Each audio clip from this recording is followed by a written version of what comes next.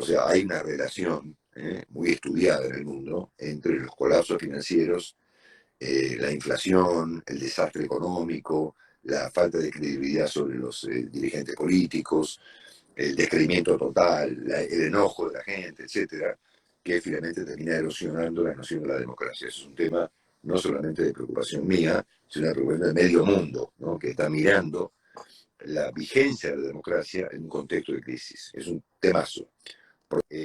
El colapso puede ser capitalizado por cualquiera. Hay pila de ejemplos en América Latina en este mismo momento de cómo han derivado los colapsos, ¿no? Y finalmente hay una suerte de, bueno, ante la resignación, ¿no es cierto? Una casi apuesta por el colapso. ¿Sí? Bueno, que venga finalmente el colapso, que se caiga todo el demonio, digamos, para que el conflicto se dirima, ¿no es cierto? Y que el colapso ordene lo que la Argentina no tiene capacidad de ordenar de una manera civilizada, ¿no es cierto? Un modo de dirimir un conflicto, porque eso lo usan todos, ¿no es cierto?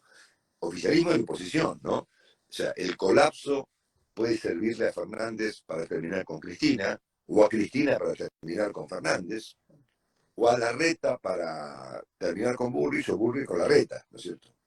O para lo que sea, ¿no es cierto? O para que surja con más potencia la figura de Javier Milei o la figura de Juan Grabois. Lo agravante más es que, en general, el nivel de la política argentina de hoy es muy declinante, ¿no es cierto? Es decir, a ver, estamos discutiendo postulados de Milei sobre si la educación debe ser una obligatoria, ¿no es cierto?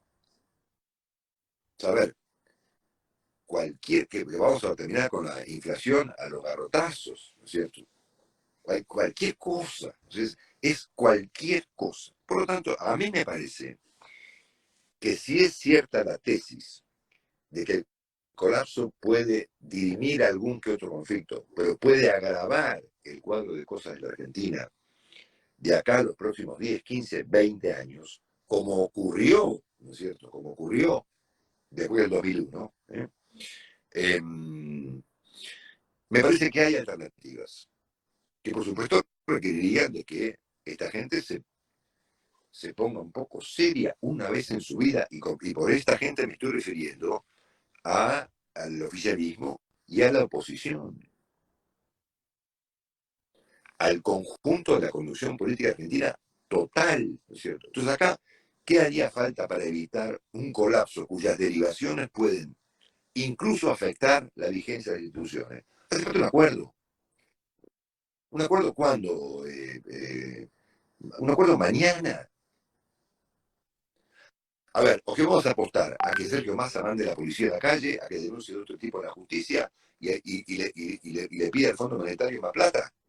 El Fondo Monetario, como dijo Warner, dice, a ver, ¿a quién le da la plata? ¿A este o al que viene? Bueno, yo le dije a Warner, bueno, si la que viene, guarda con el ciudadano que viene, porque no sabemos quién viene, ¿no es cierto? Puede venir algo peor, ¿no es cierto?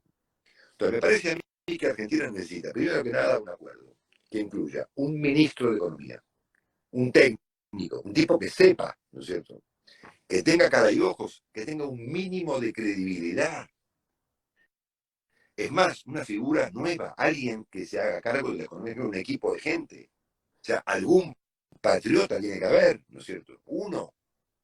Hace falta un jefe de gabinete que sustituya formalmente, o mejor dicho, que ocupe formalmente el papel que le asigna la Constitución al jefe de gabinete, que administre el país.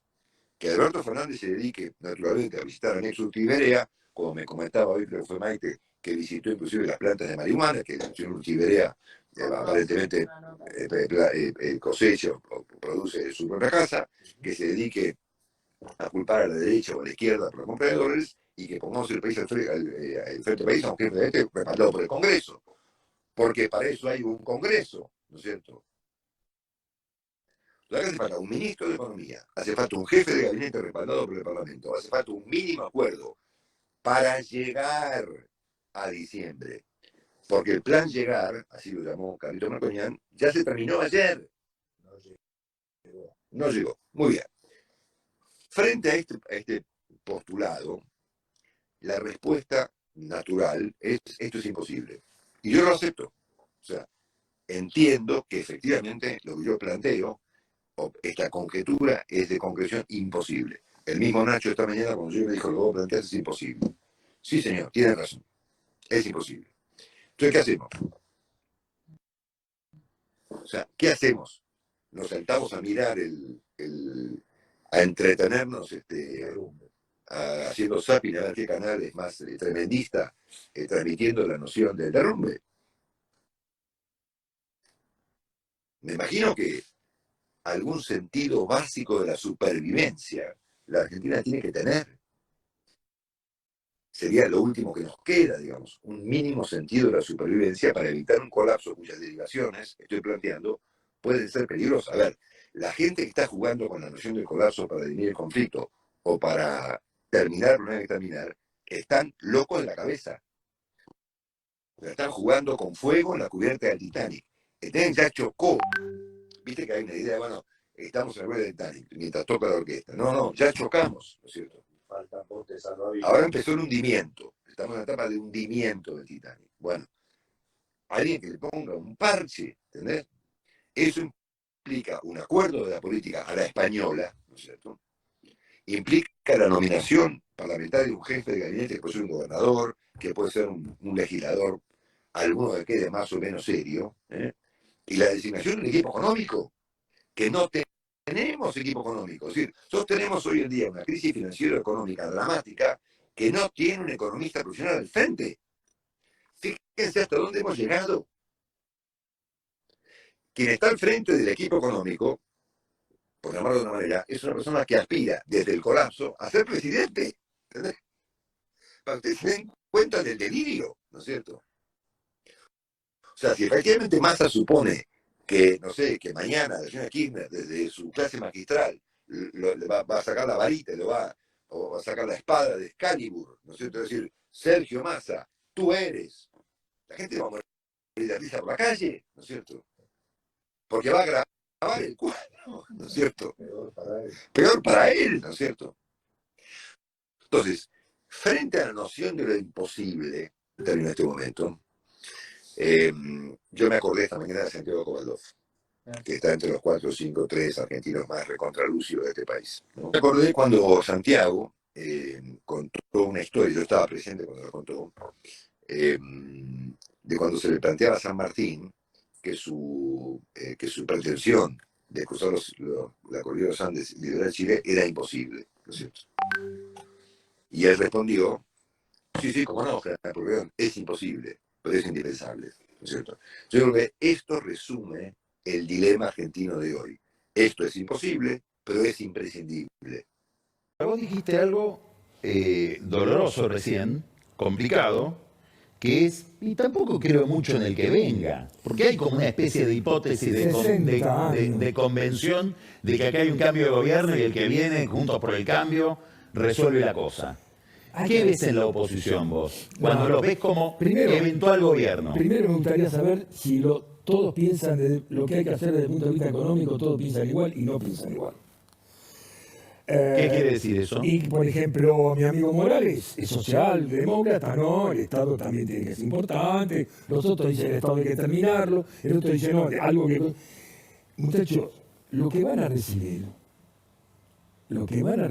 es Hiroshima, pero después que la bomba, viste, además con radioactividad y todo. Así que lo que te digo es, si no se ponen de acuerdo, y yo no sé si se ponen de acuerdo, porque... ¿Qué quiere decir que reside en Hiroshima? A ver, describe un poco ese país que está viendo.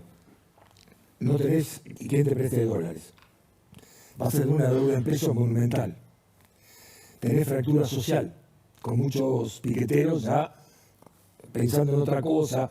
Están pidiendo un salario universal y no tienen para pagar los sueldos. Es 1 millón de pesos y no tienen dónde salir. Y se nos ocurre, suban 5% de las retenciones. O sea, tenés que lidiar con eso. ¿Qué vas a hacer con los muchachos que están en la calle? ¿Y la CGT le podés dar algo en el primer momento? Tenés un sinnúmero de problemas que yo te digo, si llegara a pasar algo malo, lo que hay que hacer es, yo creo que hay que independizar el Banco Central, nombrar a este y decir, muchachos, hay que arreglarse. Me acuerdo que hoy, creo que Sharon Pérez creo que estaba diciendo lo que tuvo que hacer el ajuste con Israel, y le estaba diciendo, 500.000 millones menos a las Fuerzas Armadas. Estaban en guerra. Le cortó el presupuesto a las Fuerzas Armadas. Y están en guerra con los países vecinos.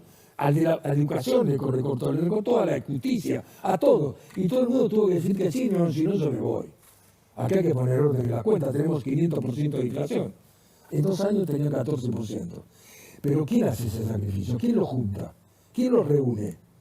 ¿Quién le dice, muchacho, esto lo tiene que arreglar entre todos? Porque si no... Vos decís que el que hace ese trabajo de reunión, de concientización, es el desastre. ¿Y quién tiene la espalda para pedirle a los demás? Venga, que nos vamos a reunir. Solo el desastre, vos decís. Para mí, lo único que los une a ellos es el pánico. El único que puede arreglar la economía argentina es el pánico. Entonces, frente al bueno, listo, che, basta. Vamos a sentarnos, vamos a arreglar esto. Ya está.